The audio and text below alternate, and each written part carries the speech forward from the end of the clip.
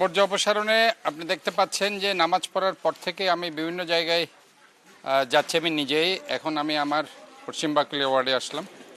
এখানে যে ময়লাগুলো ছিল কর্নারে আপনি দেখেছেন, ময়লাগুলো স্তূপাকারে রাখা হয়েছে, এগুলো ক্লিন করলাম।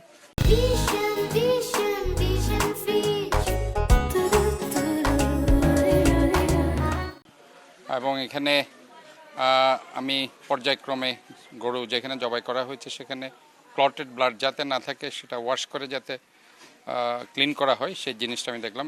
এর আগে আমি বাদশা মেয়ে রোডে ছিলাম, সেখানেও গরু জবাই করার পরে সেখানে সুন্দর করে সেগুলো ক্লিন করা হয়েছে।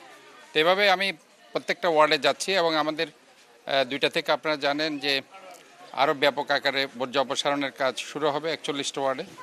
সেই লক্ষ্যে দুপুর 2টা থেকে 6 ঘন্টার আমরা বলেছি যে 8টার মধ্যে আমরা সমগ্র চট্টগ্রামের 41টা ওয়ার্ডে আমরা শহরটাকে ক্লিন আপ করব।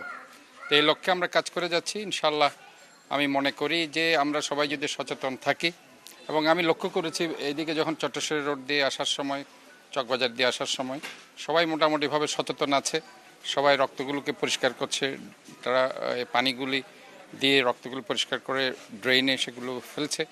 তো সোফার আমি মনে করি যে ভারী বর্জ্য যেগুলো আছে সেগুলো আমরা প্যাকেট দিয়েছি, প্যাকেটের মধ্যে রেখে তারা যদি রেখে দেয় আমাদের পরিচ্ছন্ন কর্মীরা এসে সেটা তারা নিয়ে যাবে। এবং আমি দেখেছি আমাদের গাড়িগুলো আছে, গাড়িগুলো দিয়ে তারা বর্জ্য অপসারণ করছে। আমরা বলেছি প্রায় শহরে আজকে 3,200 জন আমার পরিচ্ছন্ন কর্মী নিয়োজিত আছে এই কাজে, এবং প্রায় 300-র অধিক গাড়ি আছে, 41টি স্পেশাল গাড়ি ভেহিকেল আছে শুধু চামড়া নেওয়ার জন্য।